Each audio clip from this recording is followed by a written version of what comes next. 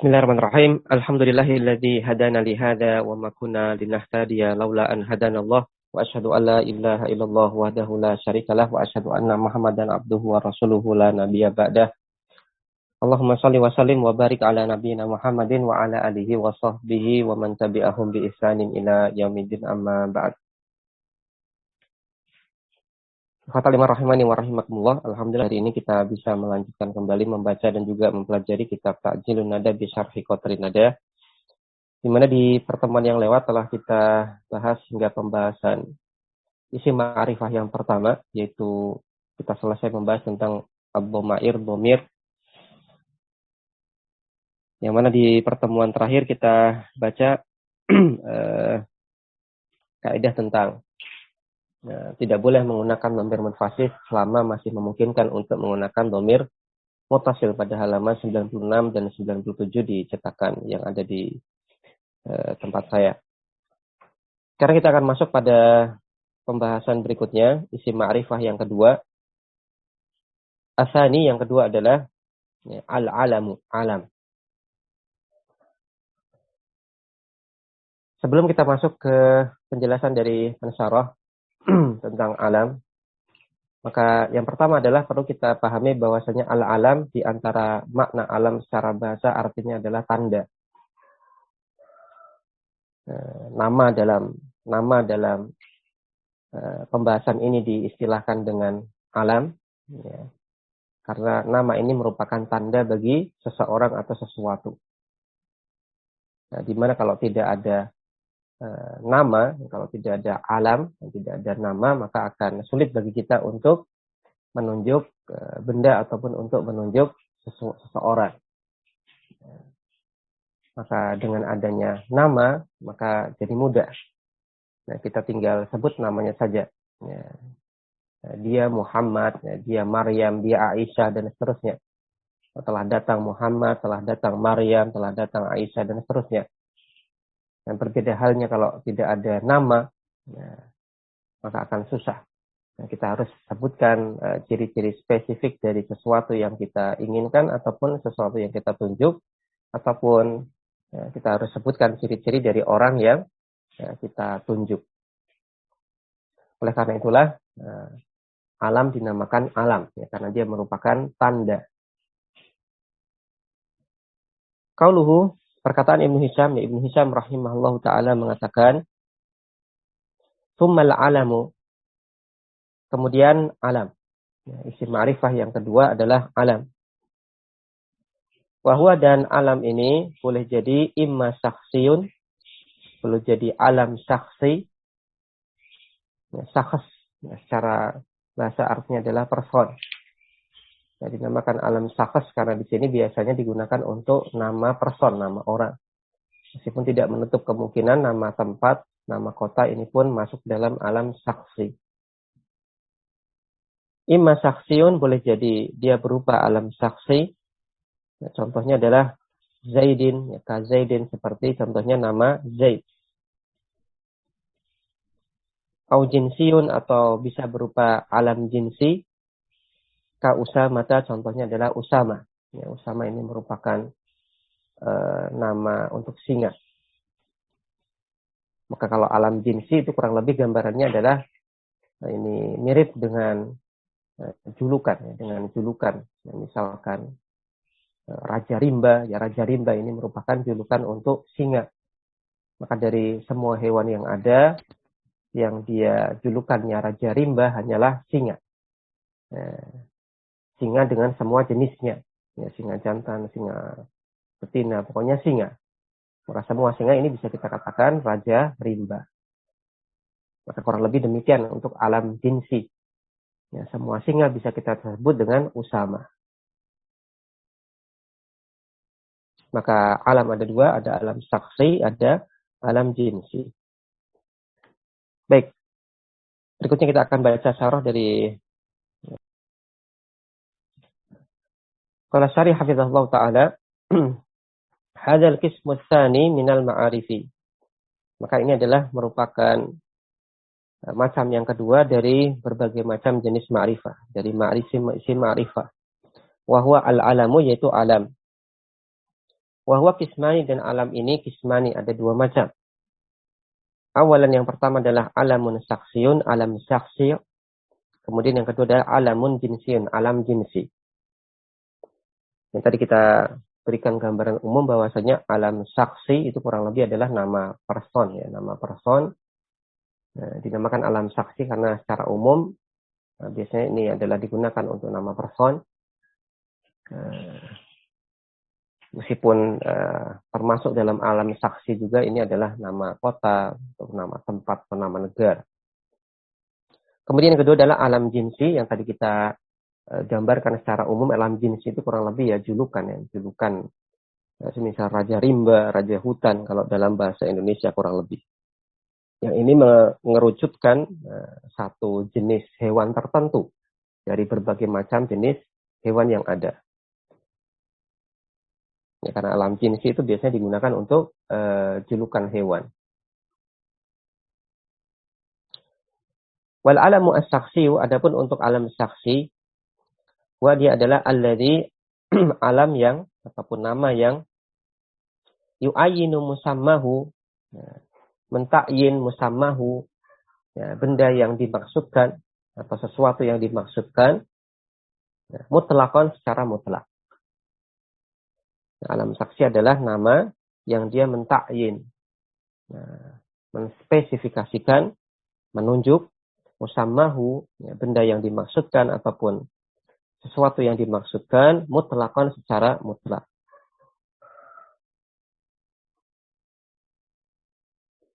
Ya, maka dia dengan nama itu sendiri, maka dia menjadi spesifik. Ya, benda yang dimaksudkan, sesuatu yang dimaksudkan itu sudah menjadi spesifik. Tanpa membutuhkan indikator. Nahu contohnya adalah ja'a Khalidun. Ya, telah datang Khalid. Khalid telah datang. Ya, maka dengan kita katakan Khalid, maka langsung terbetik dalam pikiran kita, oh si fulan. Maka alam saksi ini dia mentakyin benda yang dimaksudkan mutlakkan secara mutlak, tidak perlu indikator lain. Karena semata-mata kita katakan Khalid, maka ya sudah, ini terbetik dalam pikiran kita, oh person yang kita maksudkan. Kemudian yang kedua adalah contoh yang lain, ya, hadihi Makkah, ini adalah Mekah. Ya, bagaimana yang tadi kita sampaikan bahwasanya ya, termasuk dalam alam saksi itu adalah diantaranya adalah nama kota. Ini adalah Mekah. Ya, ketika kita dengar informasi ini Mekah, maka langsung terbetik dalam pikiran kita satu kota tertentu. Ya, maka dia mentakyin sesuatu yang dimaksudkan secara mutlak, artinya apa? Tidak butuh indikator. Semata-mata dengan nama tersebut kita langsung oh itulah yang dimaksudkan. Qauluna, adapun perkataan kami yu'ayyinu musammahu, ya, mengenai definisi dari alam saksi tadi, ya, dengan tadi didefinisikan oleh pensyarah dengan alladzi yu'ayyinu musammahu mutlaqa.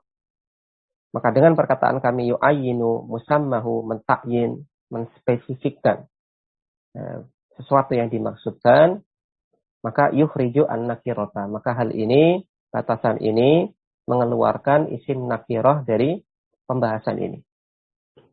Maka tidak termasuk di dalamnya isim nakirah. Kenapa demikian? Li'annaha la tadullu ala muayyanin. Karena isim nakirah tidak menunjukkan atas sesuatu yang spesifik. Wa qauluna, dan perkataan kami mutlaqan, secara mutlak. Alam saksi adalah alladzi yu'ayyinu musammahu mutlaqan, yang dia menspesifikkan benda yang dimaksudkan atau sesuatu yang dimaksud secara mutlak. Apa yang dimaksud dengan secara mutlak di sini? Maksudnya adalah bila qarinatin, tanpa adanya qarinah, ya, tanpa membutuhkan indikator apapun. Wahada, dan batasan ini ataupun ketentuan ini ataupun definisi ini liikhraji baqiyatil ma'arifi, ya, untuk mengeluarkan semua isim ma'rifah yang lain. Ya. Artinya apa? Artinya semua isim ma'rifah yang lain itu tidak sebagaimana alam. Karena alam itu yu'ayyinu musammahu mutlaqan, secara mutlak.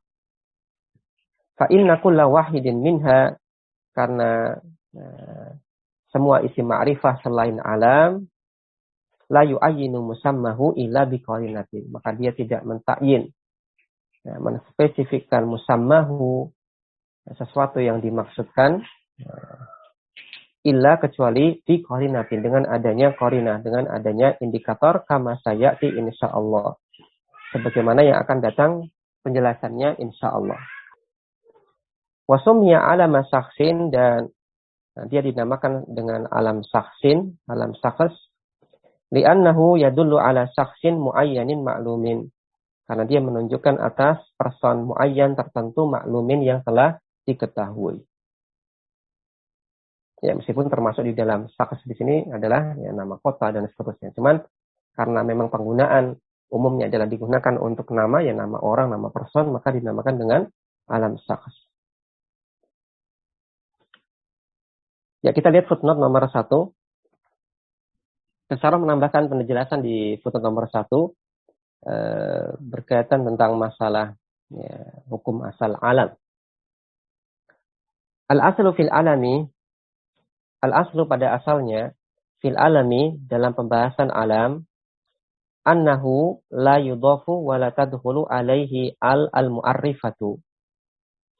Maka alam ini la yudhafu, tidak diidhofahkan, wa la tadkhulu alaihi al-mu'arrifah, dan dia tidak dimasuki oleh al-ma'rifah. Al-mu'arrifah, alif lam ataupun al yang dia fungsinya mu'arrifah, mema'rifatkan isim. Nah, jadi alam ini pada asalnya tidak perlu diidhofahkan dan tidak perlu dilekati alif lam ma'rifah. Kenapa demikian? Li'annahu ma'rifatun bil alamiyati, karena dia sudah ma'rifah. Karena alam ini sudah ma'rifah bil alamiyah, dengan statusnya sebagai alam. Ya, karena dia menjadi ma'rifah, karena apa? Karena dia alam. Maka karena dia itu alam, itulah yang membuat dia ma'rifah. Bukan karena faktor yang lain. Fayustaghna biha an ayyi ta'rifin akhara. Sehingga yustaghna biha, dia tidak membutuhkan an ayyi ta'rifin akhara, alat pemakrifat yang lainnya, yang apapun alat pemakrifat yang lainnya. Maka dia tidak membutuhkan alat pemakrifat yang lainnya, apapun itu. Lakin akan tetapi in hasala li sahibihi musyarikun fismihi. Lakin akan tetapi apabila terjadi musyarik, kesamaan, li sahibihi, bagi sahib, pemilik alam. Maksudnya apa? Maksudnya misalkan orang yang bernama Zaid itu lebih dari satu. Nah, ini ada Zaid, ada orang bernama Zaid, namun ternyata yang bernama Zaid itu lebih dari satu.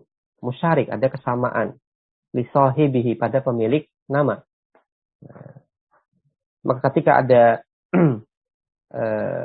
satu nama kok ternyata pemilik namanya lebih daripada satu, ini ada Zaid A, Zaid B, Zaid C, maka kharaja an kaunihi ma'rifatan, maka dia keluar dari statusnya sebagai isim ma'rifah.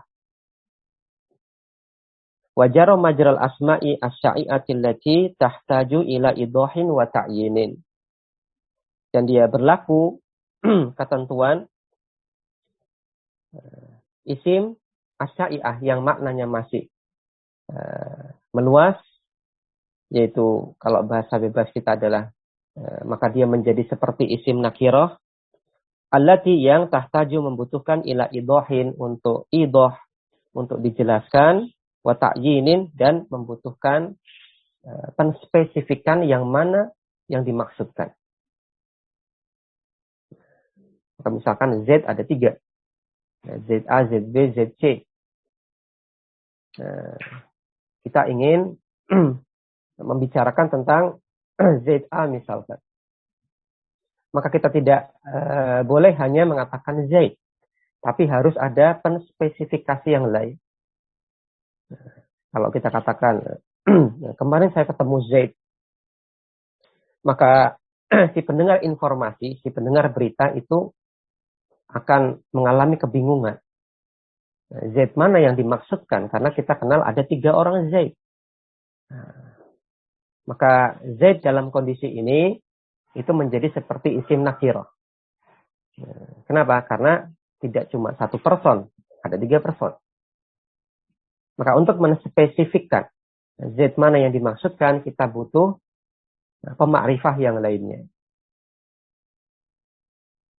Maka ini yang dimaksudkan dengan kharaja an kaunihi ma'rifatan. Maka dalam kondisi ini dia keluar dari statusnya sebagai isim ma'rifah. Kenapa demikian? Karena si pendengar informasi akan mengalami kebingungan ketika mendengar nama Z. Karena Z lebih dari 1. Maka dia bukan lagi ma'rifah, tapi apa? Seperti isim nakirah. Kalau dia seperti isim nakirah, maka tahtaju ila idah wa ta'yin. Membutuhkan idah. Ya, dijelaskan wa ta'yin dan butuh spesifikasikan, ditunjuk ya, mana yang dimaksudkan. Fayahtaju ila ta'rifin bil idhofati masalan. Sehingga dia membutuhkan dima'rifatkan bil idhofah, dengan cara diidhofahkan masalan. Misalnya, contohnya misalkan Zaidukum, Zaidnya kalian. Khalidukum, ya Khalidnya kalian. Misalkan Z-nya ada 2, misalkan Z-nya ada 2, Z teman kami dan Z teman kalian. Maka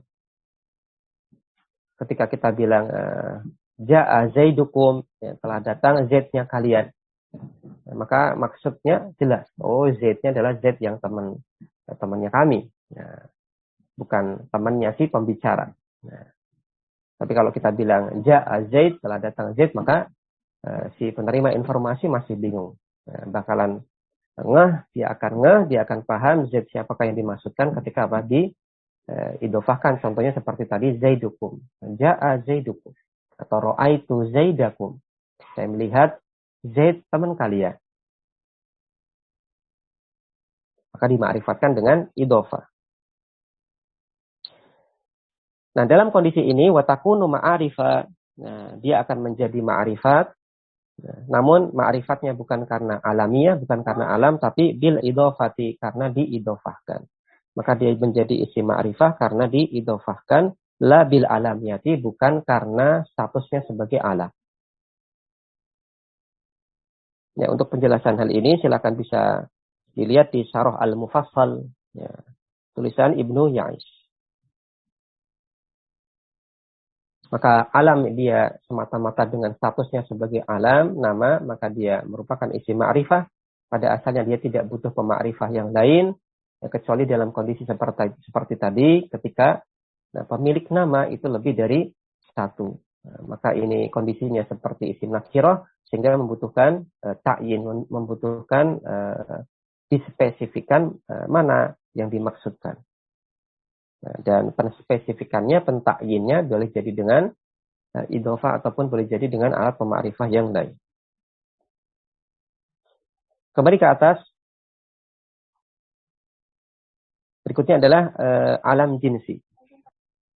Alam yang kedua adalah alam jinsi. Ya, amma al-alamu al-jinsiyu, adapun alam jenis, fahuwa alladhi la yakhussu wahidan bi'ainihi. Ya, maka dia merupakan alam yang tidak mengkhususkan, tidak menspesifikkan wahidan, 1 person tertentu ataupun 1 hewan tertentu bi'ainihi, secara tersendiri. Wa innama yasluhu lil jinsi kullihi. Ya, tetapi dia bisa digunakan untuk menunjuk semua jenis dari hewan tersebut, ya, semuanya. Ya, kaqaulika, misal perkataanmu, hadza usamatu, ini adalah Usama. Lil asadi. Ya, Usama ini merupakan julukan untuk asad, singa. Fahada, maka Usama ini merupakan lafdun, merupakan lafad solihun likulli asadin. Solih yang bisa kita gunakan untuk menunjuk semua singa. Maka sebagaimana tadi kita sampaikan, makanya tadi kita dekatkan ke pendekatan bahasa Indonesia kurang lebih seperti raja hutan, raja rimba. Maka dia menspesifikkan dari semua hewan yang ada dikerucutkan ke jenis hewan tertentu, ya raja rimba yaitu singa. Namun siapakah yang dimasukkan dengan raja rimba, maka yang dimasukkan dengan raja rimba adalah semua singa. Nah, begitu pula raja hutan, harimau. Nah, siapa yang dimasukkan dengan raja hutan? Ya semua harimau dengan macam-macam jenis harimaunya. Tapi nah, ini kemudian dari semua hewan yang ada kemudian mengerucut lebih spesifik ke satu jenis hewan. Yang mana istilah ini atau julukan ini berlaku untuk semua jenis hewan tersebut.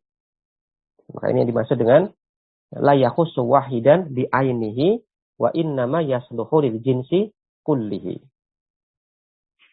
Masih membahas tentang alam jinsi. Tadi kita katakan bahwasanya alam jinsi ini adalah semisal kalau dalam bahasanya ada raja rimba, raja hutan dan seterusnya. Maka dari semua hewan yang ada kemudian terspesifikkan satu jenis hewan tertentu yaitu singa dengan semua jenisnya dan harimau dengan semua jenisnya. Wasumya alam jinsin, dan dia dinamakan alam jenis li'annahu mawdu'un likulli fardin min afradil jinsi. Karena dia digunakan untuk menunjuk semua individu dari individu-individu jenis tersebut. Fa Usama tu maka Usama, kata Usama, yasluhu likulli asadin, bisa kita lekatkan sebagai julukan untuk setiap singa. Wa su'alatu su'alah yasluhu likulli ta'labin, bisa kita gunakan untuk semua jenis ta'lab, untuk semua jenis rubah. Wa ummu iryatin, dan ummu iryat likulli akrobin, bisa kita gunakan sebagai nama untuk kulli akrob, setiap kalajengking. Wahkada, dan seperti inilah, dan seterusnya. Maka itu adalah dua jenis alam, yaitu alam saksi dan alam jinsi. Kemudian berikutnya adalah taksimul alami bi'tibari wad'ihi. Pembagian alam ditinjau dari penggunaannya. Qauluhu, perkataan Ibnu Hisham rahimahullah ta'ala mengatakan, wa imma ismun, dan alam ini ya, berdasarkan penggunaannya terbagi menjadi 3. Wa imma ismun, boleh jadi dia berupa isim. Isim ini bahasa mudah kita adalah nama asli. Kama masalna, sebagaimana yang telah kami berikan contoh, contohnya Zaid, Khalid, dan yang lainnya di contoh-contoh yang ada pada pembahasan awal alam. Au laqabun, atau berupa laqab, gelar. Baik gelar yang menunjukkan pujian ataupun gelar yang menunjukkan zam, celaan. Contohnya adalah kazainil abidina, contohnya adalah Zainul Abidin. Nah, ini adalah contoh yang laqabnya menunjukkan pujian. Ya, perhiasannya orang-orang yang ahli ibadah. Kemudian contoh laqab yang menunjukkan zam, celaan, contohnya adalah kufah. La kufata. Ya, kufah ini adalah julukan untuk seseorang yang pendek dan kerempeng. Ya, kufah ini adalah ar-rajul al-qasir al-qalil al-lahm. Ya, ar-rajul al-qasir al-qalilul lahmi. Ya, laki-laki yang qasir, pendek, dan sedikit dagingnya, bahasa kita apa, pendek dan kerempeng. Itu kufah. Kemudian yang ketiga adalah au kunyatun, atau ya, kunyatun, kunyah. Ya, kunyah adalah nama panggilan yang mengandung unsur penghormatan yang dia diawali oleh kata abu ataupun ummu. Contohnya adalah Abi Amrin wa Ummu Kulsumin. Maka alam ada 3. Berdasarkan penggunaannya ada nama asli, ya, digunakan untuk menunjukkan nama asli dari person tertentu. Kemudian yang kedua adalah laqab, gelar, ya, digunakan untuk sebagai nama kedua, ya, nama sekunder selain nama asli, menunjukkan gelar untuk pujian ataupun mencela. Kemudian yang ketiga adalah kunyah. Kunyah ini pun nama sekunder, dan dia diawali oleh kata abu ataupun ummu. Penasara mengatakan al-alamu as-sakhsiyu, alam saksi bi'tibari wad'ihi, ditinjau dari penggunaannya salah satu aksamin. Terdapat 3 macam. Awalan yang pertama adalah ismun. Ismun di sini bahasa terjemah bebas kita adalah nama asli. Wa huwa ma utliqa 'ala dzati awalan. Yaitu merupakan nama yang digunakan untuk menunjukkan person tertentu secara spesifik awalan, sejak awalnya. Sejak awalnya dia digunakan untuk menunjuk nama, menunjuk orang tertentu. Nah, bahasa terjemah bebas kita adalah nama asli. Nahwu contohnya adalah Asimun Asim. Kemudian Hindun. Asim nama laki-laki, Hindun nama perempuan. Maka isim kurang lebih adalah nama asli. Kemudian asani yang kedua adalah kunyatun kunyah. Ma'utliqa 'ala dzati ba'da tasmiyati wa suddira bi abin. Nahwu Abu Hafsin Umar bin Al-Khattab radhiyallahu anhu tsanil khulafa'ir rasyidin au nahwu ummul mukminina Aisyah radhiyallahu anha rawiyatul hadithi. Yang kedua adalah nama kunyah. Nama kunyah kalau dalam bahasa kita adalah kurang lebih dia seperti nama panggilan. Seperti nama panggilan namun mengandung unsur penghormatan terhadap person yang kita panggil. Dan ciri-ciri nama kunyah adalah biasanya diawali oleh kata abu ataupun ummu. Maka nama kunyah ini adalah ma'utliqa 'ala dzati. Nama yang digunakan untuk menunjuk person tertentu ba'da tasmiyati, setelah nama aslinya, wasudira bi abin, dan dia diawali oleh kata abu. Contohnya adalah dalam kalimat Abu Hafs Umar bin Khattab radhiyallahu anhu adalah khulafaur rasyidin yang kedua. Maka di sini Umar ibn Khattab memiliki nama kunyah Abu Hafs. Au ummin atau diawali oleh kata ummu. Contohnya adalah ummul mukminina, ibunda kaum mukminin. Aisyah radhiyallahu anha adalah seorang perawi hadis. Maka di sini Aisyah radhiyallahu anha memiliki kunyah ummul mukminin. Selain juga beliau memiliki kunyah Ummu Abdillah. Dan sekali lagi nama kunyah ini menunjukkan apa? Unsur penghormatan terhadap pemilik nama kunyah. Sehingga apabila kita memanggil orang lain dengan nama kunyahnya, maka ini di antara maksudnya adalah untuk menunjukkan penghormatan. Meskipun nggak masalah kalau kita memanggil dengan nama aslinya, tidak masalah. Kemudian salisan yang ketiga adalah laqabun laqab atau gelar. Wa huwa ma utliqa 'ala dzati ba'da tasmiyati. Wa us'ira bi madhin kal ma'muni war rasyidi au dhammin kal jahidhi was safahi. Yang ketiga adalah nama laqab, yaitu nama gelar. Yaitu nama yang digunakan untuk menunjuk person tertentu ba'da tasmiyati, setelah nama aslinya. Wa ushira, dan dia bertujuan untuk bimadhin, memuji. Contohnya adalah gelar al-ma'mun, yang makna secara bahasa artinya adalah yang terpercaya. Ini salah satu julukan untuk khalifah, khalifah al-ma'mun. Kemudian ada ar-rasyid. Ar-rasyid ini adalah nama gelar. Yang secara bahasa artinya adalah yang terbimbing. Au-dhamin, atau bertujuan untuk mencela, menunjukkan apa? Celaan atau cacat. Contohnya adalah al-jahid. Julukan al-jahid. Al-jahid secara bahasa artinya adalah yang melotot, yang matanya melotot. Dan di antara tokoh yang digelari dengan al-jahid itu adalah salah seorang sastrawan terkenal dalam bahasa Arab, yang beliau bernama Abu Utsman Amr bin Bahar al-Kinani. Abu Utsman Amr bin Bahar al-Kinani. Ini adalah salah satu tokoh sastrawan Arab terkenal yang beliau memiliki gelar al-Jahid. Yang sebenarnya gelar al-Jahid ini di awal-awal munculnya gelar ini ya karena memang dari sisi fisik beliau ya, Al-Jahiz ya, ini memang memiliki bentuk mata yang cenderung melotot. Ya, bentuk mata yang cenderung melotot. Kemudian beliau dijuluki dengan Al-Jahiz meskipun beliau juga punya julukan yang lain yang ini karena memang beliau punya ciri khusus pada fisiknya. Nah, di antaranya adalah tadi matanya melotot sehingga beliau dijuluki Al-Jahiz. Maka pada asalnya ini menunjukkan apa? Menunjukkan gelar yang menunjukkan celaan ataupun cacat fisik. Dan di awal-awal beliau tidak suka untuk dijuluki dengan julukan tersebut. Namun seiring berjalannya waktu, ternyata beliau malah lebih terkenal dengan julukan Al-Jahiz.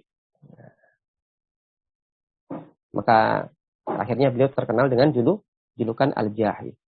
Nama asli beliau adalah Abu Utsman Amr bin Bahar Al-Ginani. Salah seorang sastrawan terkenal. Kemudian gelar yang lain contohnya adalah As-Saffah. Ya, As-Saffah ini kalau dalam bahasa kita kurang lebih bisa kita terjemahkan dengan bebas sebagai pembantai atau jaga. Ya, As-Saffah ya, pembantai atau jaga. Di antara tokoh yang digelari dengan As-Saffah adalah seorang tokoh dari Bani Abbasiyah, yaitu Abul Abbas As-Saffah. Di mana di awal-awal lakop ini, gelar ini As-Saffah, karena As-Saffah itu memiliki banyak makna. Di antara makna As-Saffah itu artinya adalah orang yang suka memberi. Di mana di antara makna As-Saffah itu adalah orang yang suka memberi. Kemudian ada makna yang lain yaitu As-Saffah artinya adalah tadi pembantai. Maka di awal-awal muncul gelar As-Saffah, ini yang memberi gelar adalah Abul Abbas sendiri. Di dalam sebuah statementnya mengatakan bahwasanya saya ini adalah As-Saffah. Maksud beliau adalah orang yang suka memberi. Namun seiring berjalannya waktu, dengan kebijakan yang beliau lakukan dan perbuatan yang beliau lakukan, kezaliman yang beliau lakukan, yaitu dengan beliau membunuh banyak tokoh-tokoh dari kalangan Bani Umayyah, maka kemudian beliau dijuluki dengan As-Saffah. Namun As-Saffah di sini maksudnya adalah pembantai atau jaga. Maka gelar ini ditujukan untuk dimaksudkan untuk zam, untuk mencela perbuatan yang Abul Abbas As-Saffah lakukan. Ya, maka itu adalah 3 macam alam saksi. Ada isim atau biasanya dinamakan dengan ismun karim. Bahasa terjemah bebas kita adalah nama asli.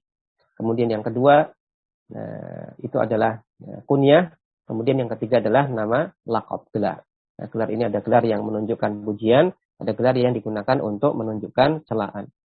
Ya, meskipun tidak senantiasa kemudian ini maksudnya mencela pemilik gelar. Ya, memang betul ada yang ini mencela pemilik gelar, namun ada pula yang ini netral saja. Ya, akhirnya menjadi netral dalam artian bukan dengan maksud mencela, namun karena memang sudah terlanjur terkenal dengan lakop tersebut, meskipun pada asalnya lakop ini menunjukkan celaan. Contohnya tadi Al-Jahiz. Contoh yang lain misalkan Al-A'raj. Ya, Al-A'raj salah seorang perawi yang terkenal dijuluki dengan Al-A'raj.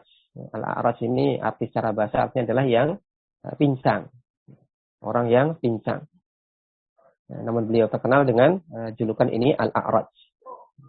Namun bukan maksudnya untuk mencela personnya, namun memang karena sudah terlanjur terkenal dengan julukan tersebut. Tapi ikhwatal iman rahimani wa rahimakumullah, demikian dari kita pada hari ini. Insyaallah taala kita akan lanjutkan masih pembahasan tentang alam. Kita akan bahas tentang bagaimana ketentuan ketika nama asli dan laqab itu kita sebutkan secara bersamaan. Apakah nanti kita sebutkan dalam bentuk tawabi ataupun nanti kita sebutkan dalam bentuk idhofah. Kita akan bahas di pertemuan berikutnya. Wassallallahu ala nabiyina Muhammadin wa ala alihi wa sahbihi wasallam. Subhanakallahumma wa bihamdik asyhadu an la ilaha illa ant astaghfiruka wa atubu ilaik. Wassalamualaikum warahmatullahi wabarakatuh.